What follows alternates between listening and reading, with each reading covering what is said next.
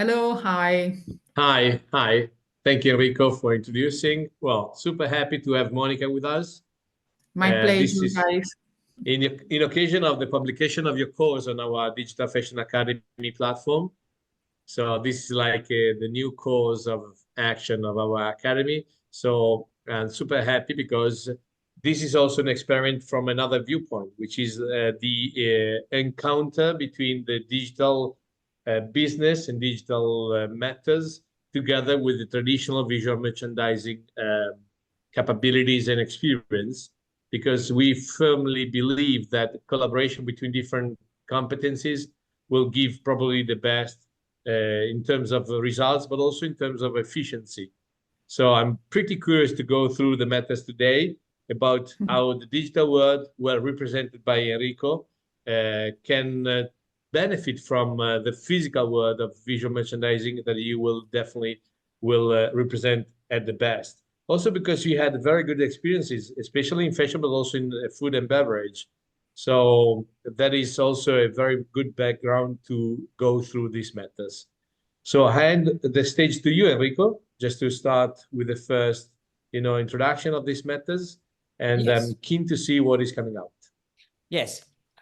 First, I would like actually to jump immediately into the topic of today, which is visual merchandising. And thanks again, Monica, for joining us today. So first of all, we would like to know a little bit about yourself. So like just if you can just say a couple of words about yourself, what motivates you in your day-to-day work as a visual merchandiser and an expert, and also why you decide to create this visual merchandising course. Okay, cool. Yes, first of all, thank you guys for the trust, and I'm really happy for this join between digital and visual that we are making today. To respond to you, the first things that I can tell you about myself is that I'm in love with my job. So with the visual merchandising job, I decided to become a visual merchandiser almost 20 years ago, after my graduation in marketing and business communication. So visual merchandising was the professional that I choose, and it allows me to bring together all my passion that are marketing, visual art, psychology, and practical art. So I must be honest, I would also have liked to become a photographer or a copywriter. But in 2004, I decided to leave my hometown in Bari and attend the specialization course in visual merchandising in Milan. So at the time, after the course, I've been in Rinascente in Duomo, Milano. So I started there my career as an in-store visual merchandiser. And from there, my career jumped to Dolce Gabbana, Costume Nacional, Moschino, and so on. Then, after 10 years, I've decided to pursue a freelance career in 2017. So to respond to your answer, what I like to my job, I like that every day it's different. So every day is different from the other. So the activities, the goal, the products, the places, the people, and even the city by now, because as a freelancer, I work for different clients in a different product sector. So I have the opportunity to put all together my experience and make to their disposal. So both in a practical and in a strategical level. And I especially love helping small and medium-sized retailer because I like working with the more familiar companies than the big one. And I like to talk directly with the owner of the company and contribute to the realization of the dream. And this is the most beautiful aspect of my job at the moment. Sure. So my favorite phrase, in fact, is your dream will become my obsession, because it's like that, you know? Well, so, sorry? Yeah, well, talking about, medium companies or big companies and talking to the owners, we know that Giorgio Armani himself, he likes to go in the shop and work on the windows, right? Yeah, sometimes can happen that in Milan you see him. It's happened, and I have a picture of that, not taken by myself, but it's online. That Giorgio in itself was doing something close to the mannequin, because he starts like a visual merchandiser in Rinascente too. So the history of Giorgio Armani, it's really, really, really interesting. But it's interesting also, for example, in Dolce & Gabbana, when I was working with them, I knew that they were really aware of what was happening in the shops. They were talking with us, they were explaining to us how they imagine the collection inside the different area of the shop. So also in the big company, designer, the main one, are really aware about this figure in their company. Yeah. Sure. So you had a beautiful experience and an important career working with both large and medium companies. And then you decided to share your experience with other people, maybe younger people who want also to have a similar experience and travel, work in the stores, and enjoy the real experience in the fashion retail. So what inspired you to create this course? What are the goals of the course you created? And who is this course for, in your view? Okay, the course aims to transfer all the knowledge related to visual merchandising at both strategic and practical level. It's a course based on the real experience that I've done and on my own continued study on visual techniques. And at the end of the course, you will have a clear idea of the objective of visual merchandising and how to achieve them, and how closely these activities related to marketing. That it's another of my passion, like I told you. So I will explain how to organize display on a structural level, both in a strategic and a practical sense. And I will explain everything that needs to be taken into consideration. So not only the structure in itself, but also checkouts, fitting rooms, or relax area, EG area, and above all, how to organize a space to improve sales performance. And I will also explain how to deal with the physical display of the product, going into the details about display techniques, but not only that. I will also explain something about in-store marketing techniques and how to stimulate the customer on a sensory level to create a shopping experience, memorable shopping experience, and what and how many visual exist and what are the career opportunity. Yep. I can tell you that the main goal of the course, is to clarify once and for all everything that is fundamental to understand and know about the subject, and to provide real tools to be able to immediately perform profitable and effective action on the point of sale. And I can tell you, the course is designed almost for everybody. I mean, everybody can attend the course also if he or she has not really knowledge about the visual, because I start from the beginning. So any operator in the retail world can attend the course, or aspiring visuals, or I don't know, professionals that are looking for a complete study of the subject, or shopkeepers, sales staff, shop manager, everybody who wants to master the best display techniques. And that's it. Excellent. Amazing. From what you're saying, the work of a visual merchandiser is also quite complex. So you talked about checkout, which implies also enhancing the conversion rate, the performance of the stores. So it's very business driven. It's not just like a visual and creativity. And this makes me wonder, so what is like a day of a visual merchandiser at work? Okay, this is a weird question, because which kind of visual you mean? Because so you mean there are different kind of visual merchandisers, right? Yeah. In my opinion, you cannot identify just one figure as a visual merchandiser. In fact, we have different kind of visual merchandising. Mainly, I can tell you that there are two main figures in visual merchandising area divided by area. So we have the headquarter visual merchandiser and in-store visual merchandiser. And after that, inside those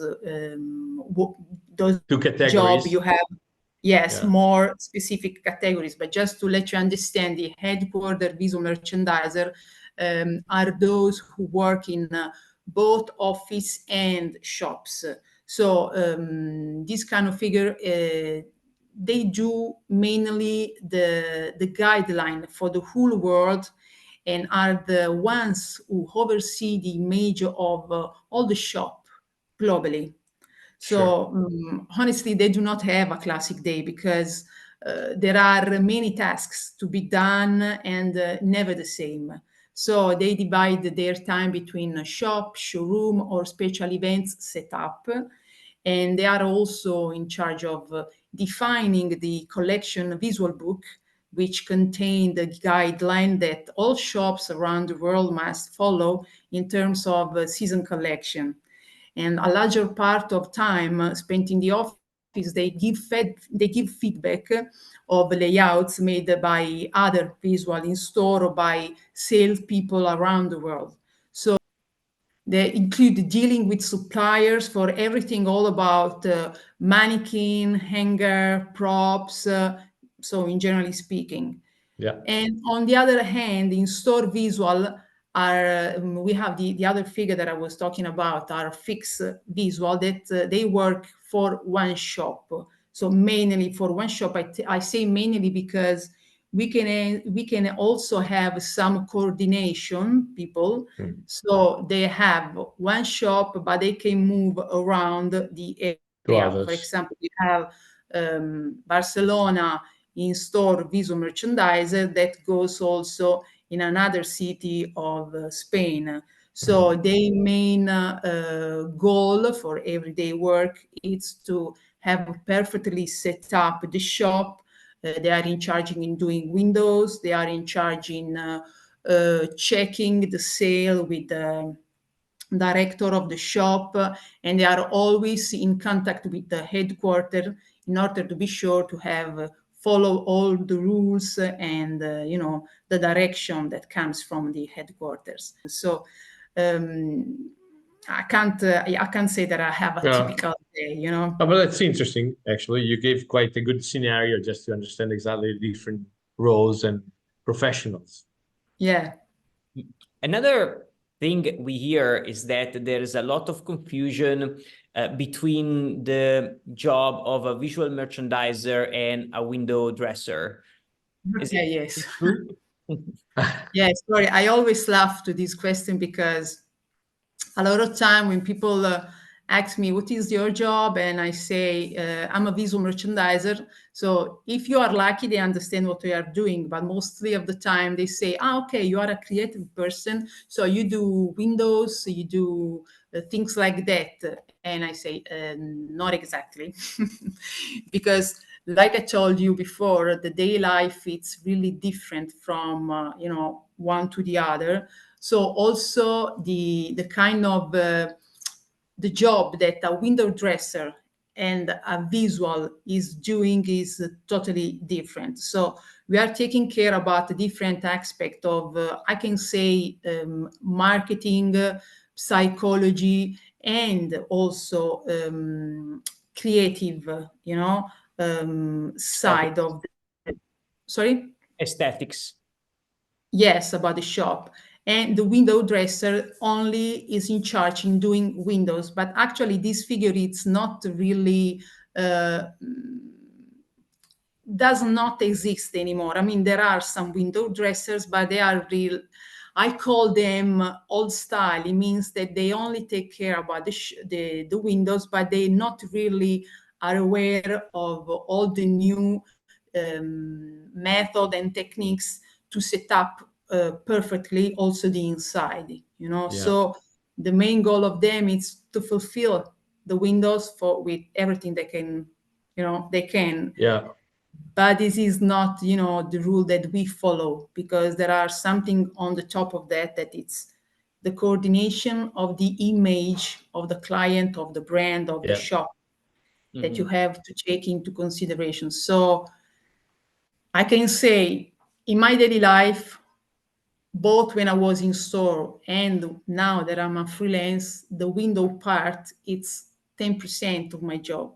Sure. So you can't confuse the two figures, because I repeat, are totally different. So But in a way, never say to a visual that it's a window dresser, no, absolutely. Well, we know that, but it's a common mistake or misunderstanding. But in a way, let me say this is also part of the advantage. So you're working with a certain leverage, which are not that obvious. So you're working with colors, you are working with symmetries, you're working with some visual effects, which are also having an impact of the behavior of the clients. And since that is not that obvious, it works. But for the very same reason, the same clients doesn't know that there is something doing the job, because they don't recognize, they don't acknowledge that there's been a job. They think they're free to move, and instead they are receiving some kind of influence or impact.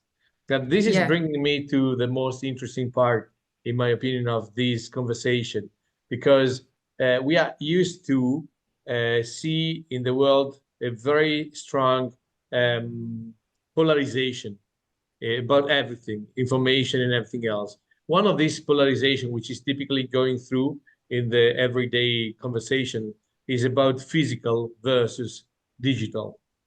And instead, this is, in my opinion, just the effect of the fact that who doesn't know that well digital is just limiting the importance of that word and is taking strong the physical part. And vice versa, also, who is an expert in digital is underestimating sometimes also the experience coming from the physical. So what I find the most interesting in these kind of conversations is to try and see if there is any overlapping or any complementary between the experience coming from your physical, mainly physical world, and the digital world. Because if you think in a way, the UX, so-called in the e-commerce, is a way to provide a, let's say, delightful experience while browsing a website.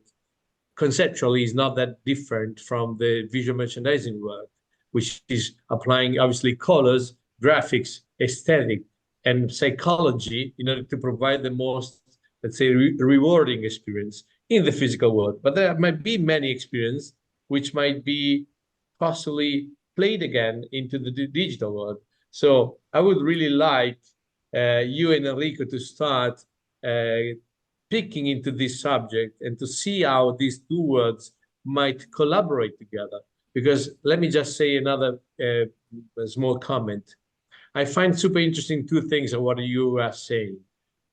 First of all, you have more than 20 years of experience, like also Enrico and myself. There's someone who told me once that once you reach your top floor with the elevator, send it back to someone who is trying to come up, right?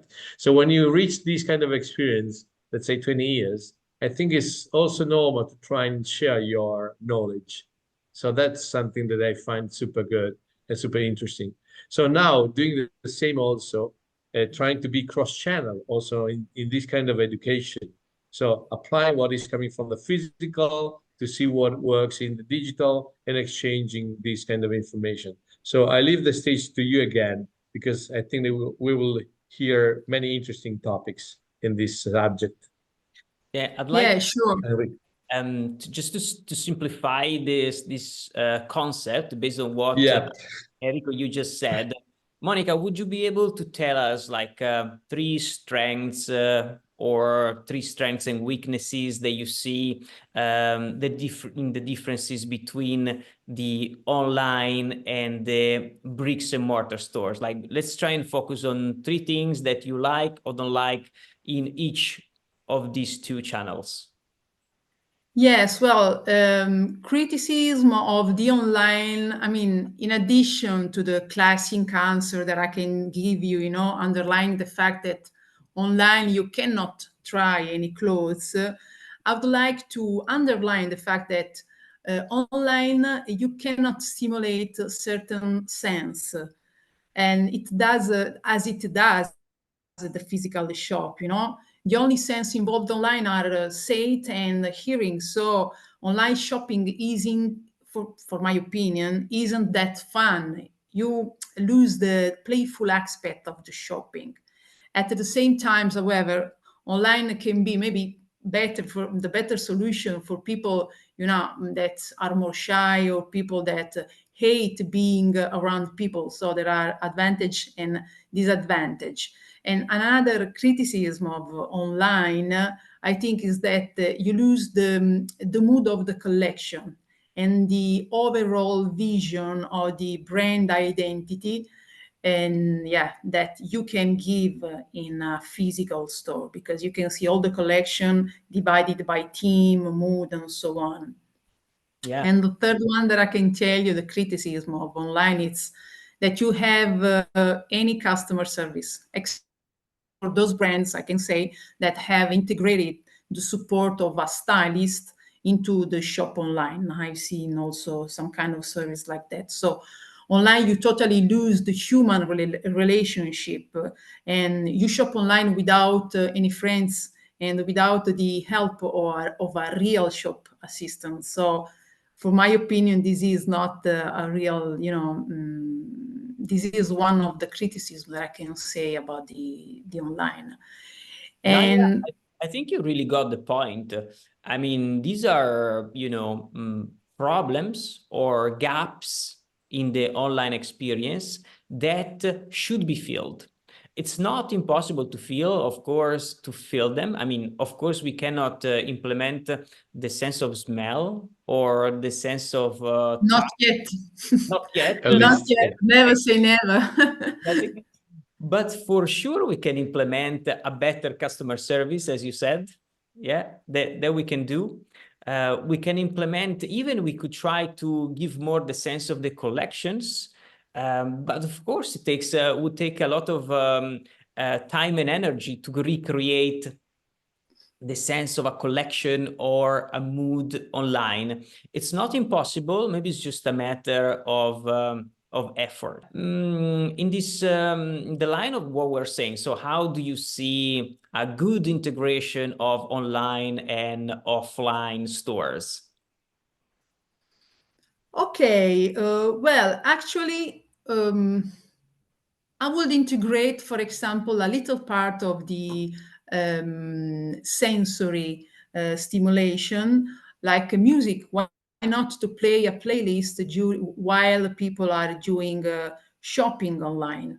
Maybe sometimes it's used, but I will, just leave to the customer the choice to have the sound on or off. Maybe the playlist can be the same that it's played in the shop, in order to uh, make them feel to be at home. So if they are used to shop on a physical shop, being online, with the same music, with the same color, with the same style, can make them feel like to be at home or in a already known place. And the main part I can tell you, it's training the shop staff to stimulate the customer to connect with the online shop, or for example, to download the brand's app and almost act as a tutor, so they can stimulate even those who are not used to shopping online to become a little more user friendly. Yeah. So through the online shop, it will also be possible to show the entire assortment, even what the shop does not display. And furthermore, the customer, after having identified a product that really likes, can be stimulated by the salesperson, I mean, to repeat the purchase online, maybe to buy the same product in different material. So, for example, you go in a shop, you like the trouser, you buy the trouser. Then the salesperson in the shop can teach you how to buy the same trouser online without being again, going again in the shop and choose the same model in another fabric, in the same size, in another color, and so on. So I think this is another interesting match. And another really interesting match, it's that I've noticed that a lot of time the salesperson has not the perfect training about the product. Okay. And in the opposite side, on the online, I found always a perfect product description. So I will use all the information that online provides about a product. I would love to see the same information in the shop.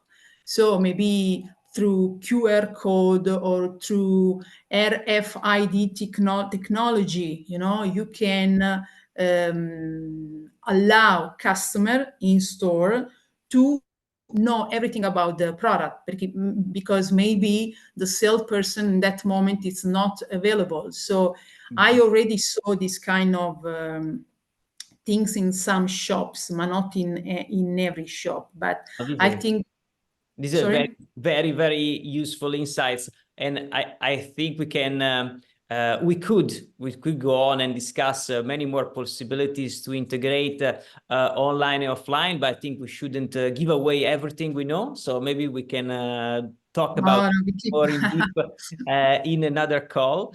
And but we still got we are approaching the final part of this webinar, and we still have a couple of questions for you, Monica. So another curiosity is what are the, let's say, the most common mistakes that brands do in their visual merchandising activities, the things that you would avoid at all costs? Just like 2 or 3, the first ones that come to your mind. Actually, I can say that especially big brands, I mean, fashion brand and fast fashion brand are pretty good in visuals. So what I've noticed, it's most in generally speaking way. So I often notice in the retail world in the tendency of copy the setup of the shop, I don't know, color block. So one shop or one brand starting doing color block, and everybody is, copying the same style. I mean, I understand there is also some tendency in the visual merchandising techniques, but I don't really like, because if one brand starts using the color block and everybody follow the same, I mean, everybody, it will be the same. Nobody will be remember, yes, for something. So I like when brands has the courage to be their self, to promote their self with a unique image. And this is also in terms of windows, especially during the Christmas time. For me, it's quite weird, because I go around and I see also in the main street of big cities, not every city, not for every brand, I can tell you, but generally I see windows that doesn't really experiment, they do not push outside the safe zone. So they use, for example, for Christmas, always the trees, the Red horse, color. yes, the red color, the big balls. Right.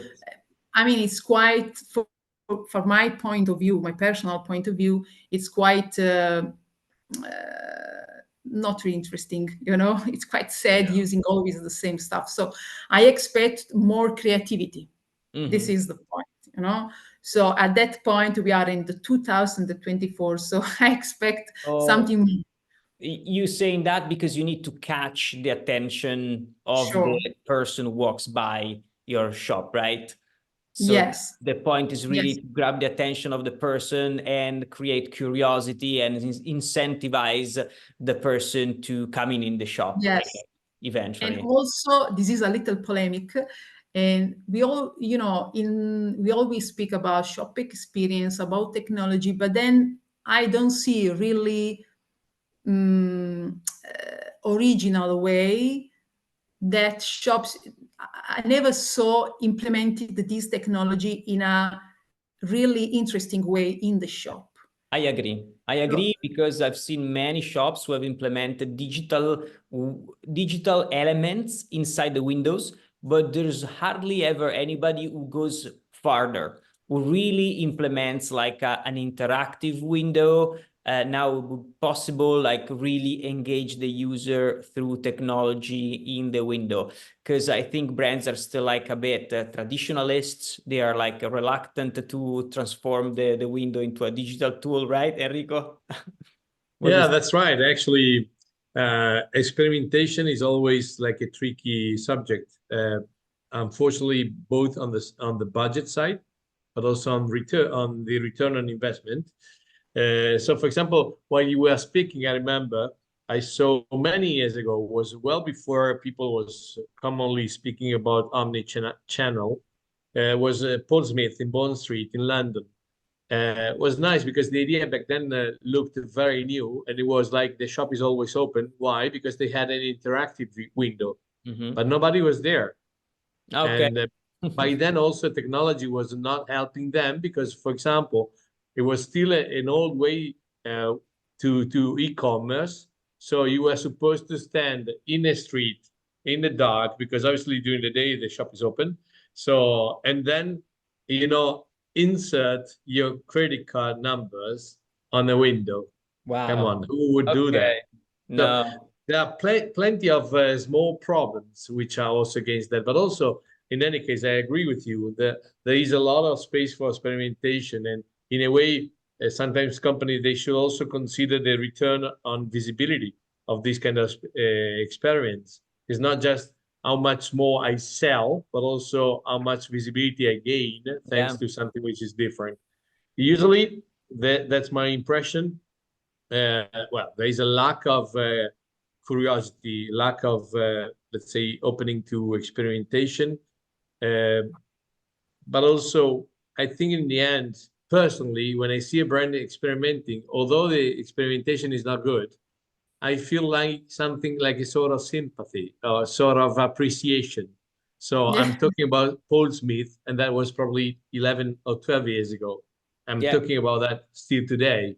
So it's worth to try.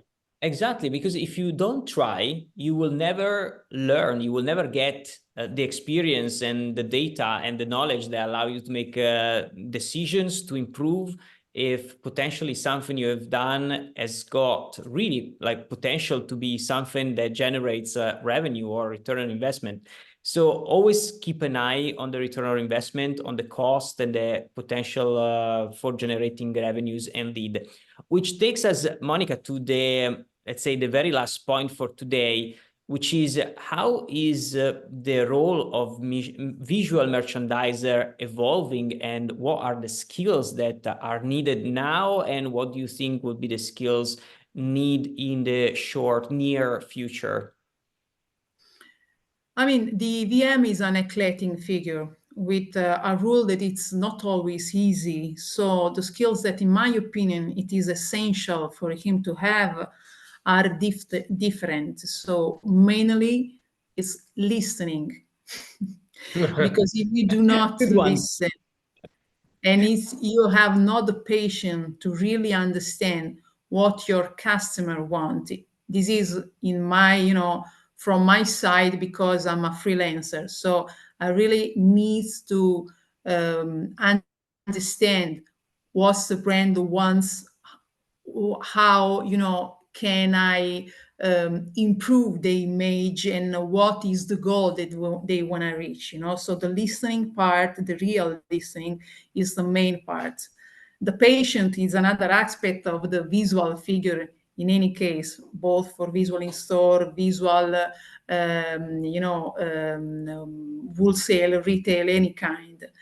A strategic overview. This is much more important nowadays because, you never have to lose an eye to the technology and to the match between online and offline. In fact, often I suggest to my clients to be aware about the new technology and also the way they promote their self on the shop online and what we do after that in the shop, in the physical shop. Because what I do every time is to study in all kind of degrees, the brand and the image have to be unique. So this is one of the most important skill that I think we should have for the future, to have an overview, not just think about the shop, think about all the coordination of the image on every side. And for sure, a good visual merchandiser have to have a precision and attention to details. This is for sure, and good taste and problem-solving skills, because every time something happens, you have not got in panic, but you have to react with focused mind. You need to have a manual skill, so not only theoretical and Abstract, you not mean? only theoretical. Yeah, but also you need to do things, because you can speak about everything, but you need to make it practical. Yeah. And also organization, you need to be really good organized. You need to be organized also, because a lot of time we never spoke about that, but we travel a lot. And in traveling, you need, to be really well organized. Or, I mean, if you project a Windows, you need to be really organized, for all the partner involved in the Windows. Or for an opening, you need to organize all the supplier. You need to organize your trip. You need to organize the product. You need to organize the hangar. You need to organize the I don't know, the mannequin, everything. Props and everything. Then, yes, and then the last two, I can tell, determination. You need to be really determined, and a professional of in the rule. The professionalism. It's really essential. Not only, I can say, in my rule, but in any rule. That is something that is missing sometimes. I've noticed that nowadays is not. I don't want to say. You're speaking about a super being, so someone who is creative, organized, and determined, Yeah. attention to detail, having the overall vision. And it's pretty difficult. I know some visual merchandiser who are like that. They are very, very active and also very, busy, very busy people. So, no, Monica, thank you so much for sharing all these insights from the world of fashion visual merchandiser. And I think I would just add that people who are watching us today will find much more of this knowledge in the visual merchandising course that is available on digitalfashionacademy.com. But also, if you have any questions, please feel free to reach out to us, to our contacts or our email info@digitalfashionacademy.com. You can ask us questions about the course or directly for Monica. We will happily share the questions with her and get back to you. So thanks, Monica. Any final words, Enrico? Well, I'm pretty curious to see what is going to happen, because I really believe into the blending to knowledge. So having a very good audience, especially in the digital world, I would be very curious to see some, tech guy, learning something from visual merchandising lessons from Monica, then applying back this concept like psychology, colors combination, and so on and so forth into their world. I think the world is going into this kind of direction where you have this kind of, it's not a contamination, it's just enriching different worlds each other. Yeah. So this is what I would like to see in the next future, because it's giving rise probably to new professionalism and new roles. I agree. Thank you so much, Monica. Thank you, Enrico. Thank you for everything. Thank you, everybody. It was a big pleasure. Thank you, Monica, for your time. For me, the same. Thank you, guys, for the trust, and see you. Bye. Have a nice day. Bye. See you soon. Bye-bye.